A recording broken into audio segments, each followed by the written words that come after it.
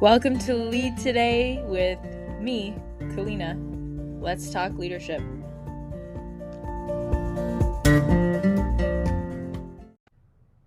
Okay, here we are, back at it, and today we're going to explore the Enneagram. If you've ever wondered about personality types, self-discovery, or understanding the depths of human behavior, this is for you. I know there are a lot of different assessments. There's the Big Five, Ocean personality model, and of course Myers-Briggs. There's so many different assessments out there, and I've always been pretty wary myself, to be honest. It's kind of nice to be put in a box that makes sense and you understand who you are and your traits.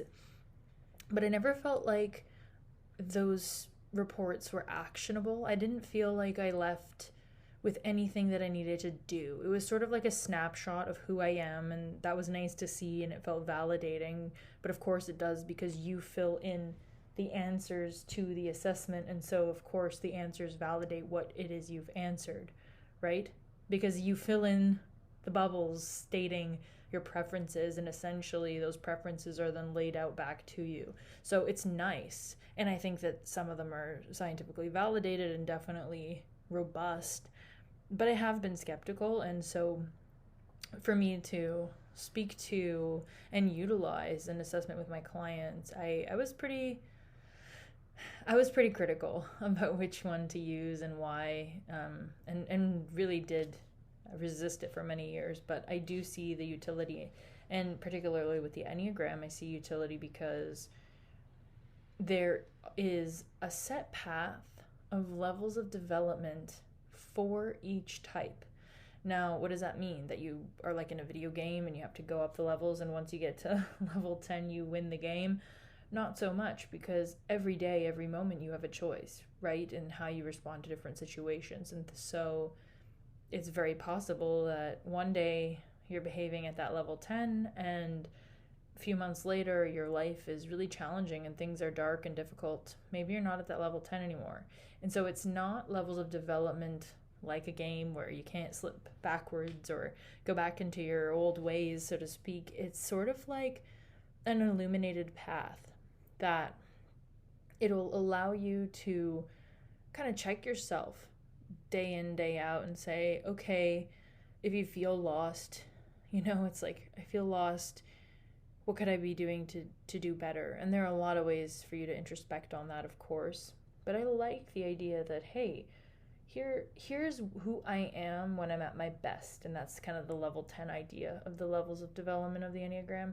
And here's who I am when I'm succumbing to my vices, my shortcomings.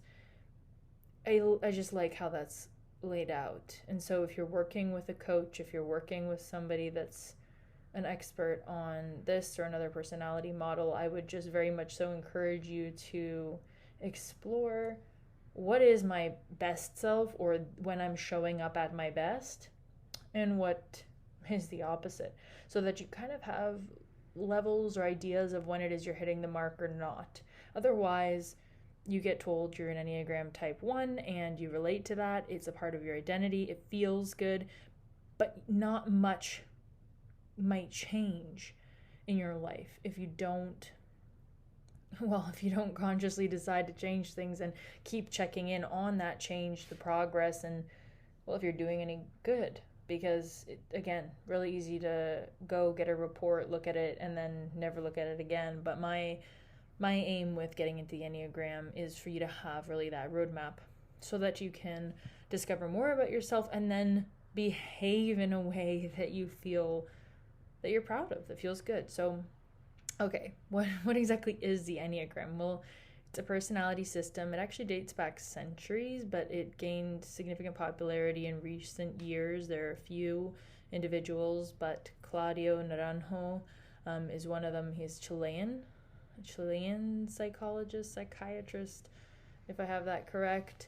And so he really brought it to the forefront in more recent years, but it's a dynamic tool that helps us understand ourselves and others on a deeper level. Now, why deeper level? To me, I think, one, it's those levels of development, but two, it's a really beautiful way to get to know the shadow, because it looks at and highlights for you the parts of yourself that might be unconsciously driving you, your unconscious desires, fears, motivations, which is so powerful because so much of the time in our lives we're doing things and we're not necessarily consciously thinking about why we're doing them, right? So the Enneagram consists of 9 main personality types, and each has its own set of characteristics, like I said, motivations and fears. So I'd love to just take a brief look at each type for you to get a sense of the Enneagram, and then what I'll do is throughout this series, I like series if you've ever watched this show, so I'll do a more in-depth dive into each Enneagram type over the next 9 episodes after this one. So if you want to make sure you get all of those, please do like and subscribe to the show so that you get all of those updates. And of course, I always ask you to please reach out and give me feedback. I'm doing this show not just to talk into a microphone, but for the people that listen to it. So please do reach out to me and let me know if what you're wanting more of, or what you'd like to see different. So, okay, one thing, so it's not just about the 9 types. There are also wings, and the wings are the types adjacent to your main type. So they sort of influence and shape your personality. So the wings of, let's say, a type 1 would be a type 2 and a type 9. So wings of a type 2 would be 1 and 3. Wings of type 3 would be 2 and 4. You get the picture. So it's interesting because when I have clients and they fill it out and I see their scores, a lot of the time they'll have their core type, but one of their wings they'll really heavily rely on more than the other. So not always, but just what I've seen, I find it sort of interesting that let's say you're type 3, oftentimes a 3 will rely on a type 4 or a type 2 trait kind of mix. If someone's really close, sometimes we can call them a 2-wing 3 or a 3-wing 2, 5-wing 6. So the wings, again, they influence and shape your personality. So they're sort of like a, not subtype, but if you think of just an addition to your core. So how do you use the Enneagram? What's the point? Well, as I said, you can use those levels of development to really have that roadmap for growth. I think it also really helps to navigate challenges. So the way that it brings up those motivations and helps you to kind of get in touch with your shadow self, I think it can really help navigate challenging times in your life because you'll see what you're drawn to. You'll see the coping mechanisms you're drawn to. And hopefully with some help and space, reflection, you can choose to do different. It's not easy when things are tough. And of course, I myself, will go into comfortable coping mechanisms for difficult situations. I think when you realize that you're back in that place, it is on you and you alone to take responsibility and reach out for help or, make a change and try to do things differently. So I think it can be really useful during challenging times in life, and also, of course, for relationships. If you understand your partner's type, your type, it can help you to understand the dance that you're doing together, how 2 types interact. If you understand someone's core fears and motivations, it's absolutely really helpful, even if you're in a dating situation, right? You don't have to be married to have to interact with someone, or friendships too.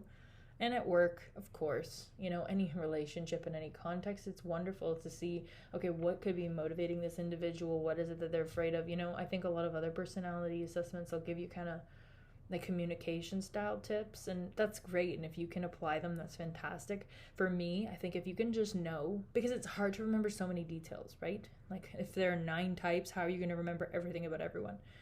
But I think if you can kind of get a sense of what each type is and how they present, you'll be able to identify those types, and then you'll know, if you just know their core fear and core motivator, you're already really, really much better off in the relationship because you'll understand where the behavior is coming from.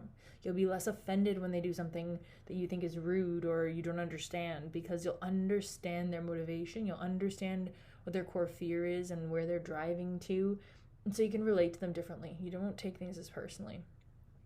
So that's what I really love with the Enneagram. And of course, I've got an assessment that I developed really in conjunction with an institute that I adapted it from their work, and you can take that. It's free. I'll link it in the show notes, and there are paid report options, of course optional. It'll give you your type whether or not you buy a report, but if you want further details, please feel free to do that in the show notes. So as we've said, the Enneagram is a self-discovery tool, also a guide for understanding others. Let's explore the 9 types, shall we? So type 1, it's called the perfectionist or the reformer.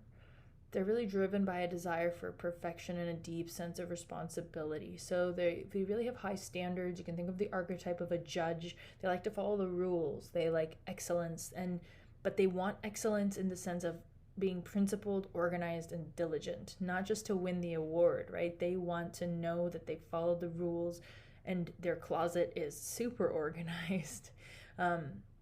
However, the shadow side can be potentially that their inner critic can be relentless. Now, obviously, anybody's inner critic can be relentless, so I just want you to kind of understand that no one type takes the cake on a particular quality. It's sort of like, how do you operate in the world most often?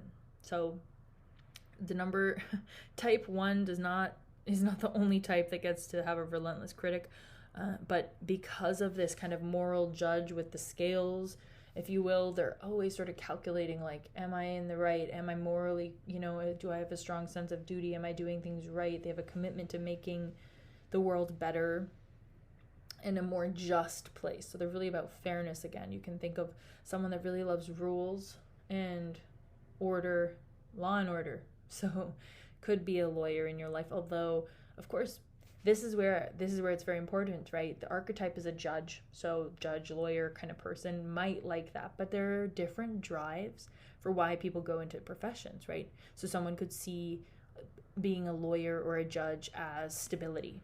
They could see it as a very prestigious career. We'll see, maybe I'll take that profession and kind of walk through why each type would pick it. And so certainly the perfectionist or the reformer, the type 1, would pick law because of the right and wrong, those standards, those organized standards of excellence and morality. So if we go to type 2 is the helper. They thrive on connection. They have this desire to be needed. They're warm, they're generous, empathetic. Sometimes, though, the generosity is a way to control others so that they're needed. Their challenge really lies in balancing their own needs with the constant urge to assist, so they'll forget their own needs to help others. They bring compassion to every interaction, and they really navigate the world through acts of kindness and support. Where this can go wrong is, of course, when someone sort of becomes like a martyr, So someone that's at the higher level of development as a helper would be wonderfully integrated with their own needs. They would take care of themselves and they would be helping others. But someone where this has gone astray is sort of making others feel guilty for what they do for them and trying to kind of throw in someone's face what they've done and how they've helped and make them feel guilty. And they'll also try to keep people dependent on them so that they're needed. And so they won't foster independence potentially of their children or of their partner or people around them, right? They'll want that person to need them and be dependent on them.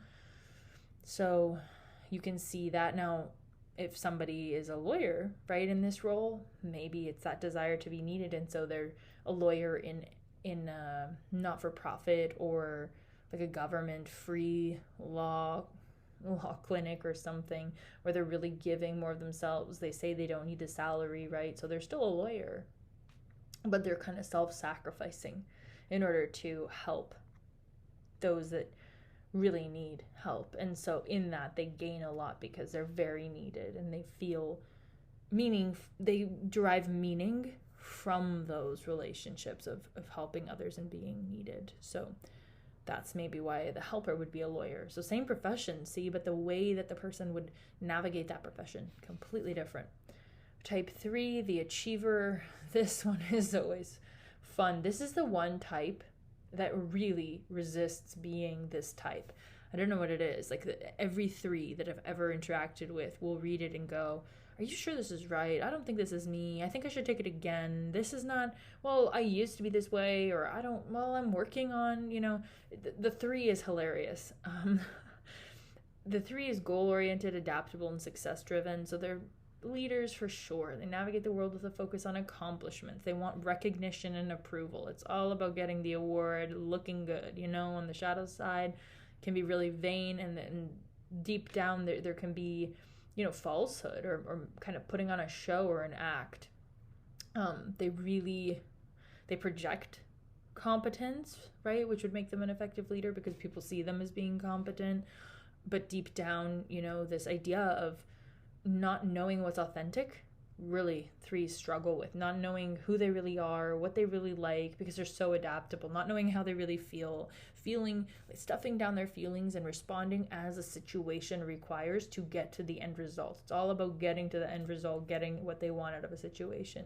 So they approach life with ambition, they aim for excellence in everything they do. They often do that, but the cost is, well, themselves, So that's the 3. And the lawyer type, if they were a 3, it'd be all about being at the biggest law firm, having the most wild cases where they beat, the biggest opponent, and they want awards, they want lawyer of the year, they want to be partner.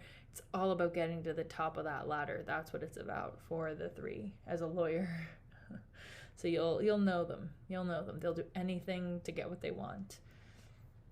Of course, as a 3, you can temper that, right? So knowing that that's and I think that's why people sort of, when they get given a 3, it's like, wait, that sounds really bad. Am I manipulative and a bad person? It's like, well, no, in a positive way. You're goal-oriented, you're adaptable, you're successful and driven. I mean, you're a great leader, you are competent, and you're excellent. You strive for excellence in everything you do. That's fantastic. Society definitely rewards this. You're not bad. The lower levels of development of this type would be, again, when there's falsehood, when there's vanity, when it's fake, when you're faking it just to make it. That's where the problem is. So for the 3, really working on authenticity, and a lot of times the 3 won't even know what that is, right? Like, how do I really feel? What do I really want? It's very hard for the 3 to know, because they're just influenced by, again, what looks good. So that's the work of the 3. Okay, type 4, the individualist, really driven by this quest for being unique, right? Creative, sensitive, introspective. They navigate the world by seeking depth and meaning in their experiences. They often feel a sense of being different or misunderstood, and so they'll retreat in stressful situations. And it's kind of this tortured artist archetype, if you will, They value self-expression and genuine connections. This type of person is not going to change who they are based on the situation. They're going to be dramatic, they're going to be overwhelmed by too much emotion, and they will have to retreat and deal with it. Very, very sensitive and introspective type of personalities. So this type, while authentic, needs to learn how to play a bit with the outer world, because they have such a rich inner world with the introspection. But how can you possibly be understood if you're retreating, right? Or if you think no one will ever understand you? So the 4's work is definitely to come out of that shell when they're ready and build relationships where they can be authentic with the other person and share with the other person. Because if you feel misunderstood but you retreat because you feel misunderstood, then how will you ever be understood by your loved one or friend or coworker, whoever it is, right? So the type 4 is a lawyer. That's funny.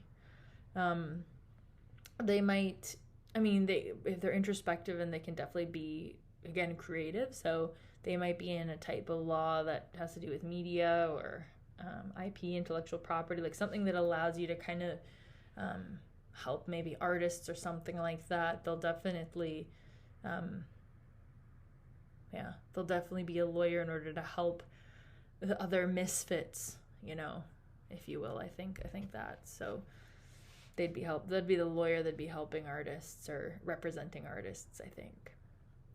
Type 5 is the investigator. So the investigator really has this thirst for knowledge. They care about privacy, and so it's like they have this, again, kind of also an introspective inner world that's very analytical. So different from the tortured artist type 4, right? That's very dramatic. This is like analytical, perceptive. They navigate the world by observing and understanding. So they're the person in the room, scanning the room. They know what's going on, but they haven't said a word. They will withdraw to conserve their energy and process information. And they really value expertise and autonomy and finding comfort in their intellectual pursuits. So it could be an academic, lifelong learner. This lawyer is definitely a law professor. So they're a lawyer, but they went to law school and then just kept on schooling. The investigator, of course, there's this analytical and withdrawn component. Their work is to get out into the world and have also relationships with others, and balance that mix of kind of autonomy and research with the heart and the emotional side, because it's really not their core model. They're a thinking type. They're centers of intelligence. That's another element of the Enneagram. So there's the heart, the head, and the gut. So somebody that focuses in type, let me make sure I get this right. Type 2, 3, 4 is the heart. So feeling, those are the feelers of the Enneagram. 5, 6, 7 is head, and 8, 9, 1, is gut. 5, 6, 7 is gut, and 8, 9, 1 is head.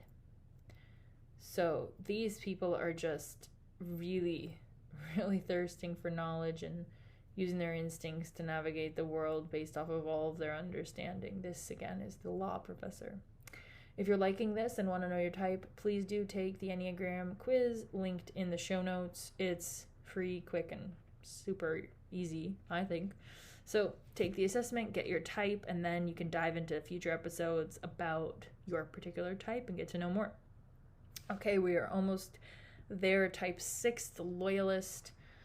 Oh, the loyalist. They seek security and support. They're somebody that it might dedicate their life to a cause, their culture, their country of origin, their favorite hobby, their pets. They really are responsible, loyal, but they can prepare for potential challenges. They're definitely like a prepper that wants to they're very risk avoidant, and while their loyalty is commendable, they may grapple with anxiety and a tendency to anticipate potential problems. So they're loyal to the group, but they're kind of always nervous, and that's why they're kind of clinging on to the group for dear life. Now, that's their work is to become self-affirming, self-understanding, just self, because they will throw everything into the group identity and the group that they're a part of. But then they really doubt themselves or feel nervous and don't have that sense of self. So what we're trying to do with the 6 for sure is get them to well, not just be trustworthy and reliable for the group, but trustworthy and reliable for themselves, building trust in their own abilities, building trust in their ability to lead, right? They'll be that supportive role. They might be in leadership, but they won't be the star, right? They'll be the kind of right-hand man or woman, and they'll be very responsible, loyal to that king or queen, if you will. So with that navigating the world with that cautious approach, always kind of looking at the future, what could go wrong, how could it be? We really want to bring the loyalist to the present moment, and we really want the loyalist to get a sense of self within the group, right? It's not to not be social. They're great at socializing. Again, they're welcomed into groups because they're so loyal, trustworthy, and dependable, all we want to do is bring that sense of self, bring them into the present moment, so they're not always kind of catastrophizing the future, and they're not losing themselves for the sake of the group. So that loyalist lawyer, I think in that capacity, the loyalist would be maybe like a government lawyer, or maybe a diplomat, or maybe they've just dedicated themselves to a particular community, so they're a lawyer for a particular community, where everybody in the community knows them and uses them, and they don't really even know what it is, why they're in law. They've definitely picked law because it's secure, stable. They know they can make money. That's definitely one reason why they'd pick law. And then the people they serve, it's probably, their community, like all Italians or all, divorcees or something. Like they'll pick their group and they'll stick to those people. Okay, type 7. Type 7 is the enthusiast. They avoid pain at all costs. They love adventure. They have a fear of missing out. They're optimistic, spontaneous, versatile. They really have a desire for new experiences and possibilities. So their energy is super infectious, but they really struggle with facing emotions that are difficult. So while the enthusiast is emotional and values freedom and joy, if something's hard emotionally especially, they're just going to run away. So they can be prone to addiction. They can be prone to really going overboard with food, with anything. They just don't like restrictions. They don't like control. They don't like rigidity. They don't like boundaries at all. Everything should be free and open. And they really resist being put in a box of any kind, and even difficult emotions could be that box. So the type 7 is a lawyer. That's probably the lawyer that makes a bunch of money, maybe works on Wall Street, and then just flies high at night, really goes all out into substances, partying. It's the fun-loving lawyer that uses the means of the job to have fun because they have resources, I would say. And they'd probably be doing like criminal law where they have really adventurous cases. It's the thrill of the chase. It's an adventure every day. They're definitely in court. That's the 7 as a lawyer. So what we want from the 7 is for them to really face the shadow, face the pain, face difficulty instead of running. Yeah, that's what we want for the enthusiast. Okay, type 8, the challenger. The challenger is powerful, assertive, and protective. So their kryptonite, they cannot handle vulnerability. These types will be strong at all costs. They want to appear stoic and strong. I see this type more with men. I don't know that I've had just so far. I mean, I don't have thousands of results for you on this. I haven't compiled, but I would say it's kind of that strong and silent type as a man that you would imagine, and really will not shed a tear or appear vulnerable. They navigate the world with a focus on control and independence. While their strength is admirable, they may need to be mindful of the impact of their intensity on others. So definitely if they feel wronged, they're going to go 10x in the other direction, and they're going to make you pay. The challenger values strength and justice, often stepping into leadership roles to ensure fairness. So they really like to have power. It's different from the number 1, the reformer, or the perfectionist, because the number 1, it's like right and wrong rules. The challenger would be in a leadership role because they want the power, and at their worst, I mean, it can be tyrannical. It can be, I'm going to tell everyone what to do and wield my sword of power and just absolutely take over. And that's, of course, not healthy. When they're adapted, we want that sense of independence and sense of seeking power to be integrated with whoever it is that they're serving and within their relationship. So not using their power or strength or things that they hold over people, not using that power to kind of control others. And that protective mechanism, when working with an 8, I really want them to explore their own vulnerability, which parts of their life where they feel soft or vulnerable, and that's usually tough for an 8. So the lawyer is an 8. Definitely they're going after the criminal. So if the 7 is maybe representing the criminals, the 8 is like the 8 is the other side that's going to really lay down the law and want that fairness and make people pay for what they've done, and really be that hotshot lawyer that has power. So they're going to have a lot of relationships, and they're going to maybe make a lot of deals outside of the courtroom and be able to kind of wheel and deal and make those judgments outside, as that number 1 sits in the judge seat and is trying to do things by process. The 8 is going to really challenge and try to focus on controlling the outcome of the case. Okay, last one, the peacemaker. Oh, the peacemaker. Easygoing, agreeable, seeking harmony, almost to a fault, right? If they go, they'll lull themselves to a sleep to the point of being a procrastinator and really having no backbone. This person might struggle with anger.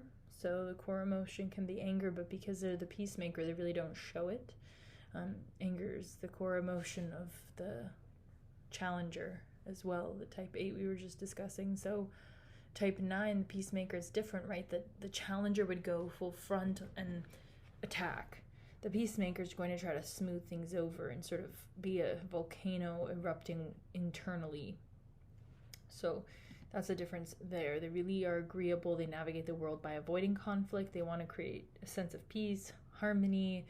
They're great mediators, but they can, because of that, can really struggle with asserting their own needs. So the peacemaker's number one value is tranquility, unity. They really are the glue that will hold relationships together, because they just want to, hey guys, don't fight, let's all be friends kind of thing. So the peacemaker needs to, of course, learn how to assert their own needs and figure out what they are in order to be able to go for them, and to get a more healthy relationship going with anger, rather than just trying to play it off as everything is cool and fine.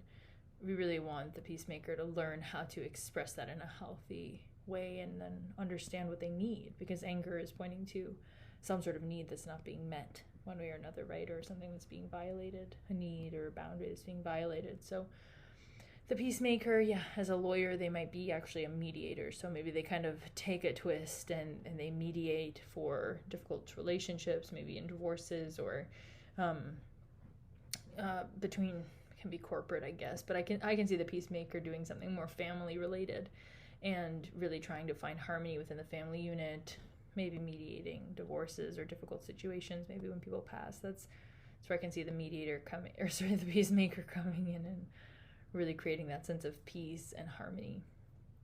I really hope that you enjoyed this episode today. If you did, please do share it with someone that you think would benefit, and subscribe so that you can get notifications for the future episodes. And please do take the free quiz, because then you can figure out your type and listen into the next episode about it and really dive deep. Of course, there's so much online, but I would recommend you do the free Enneagram linked in the notes and get to know what your type is. So I'll see you in the next one on type 1.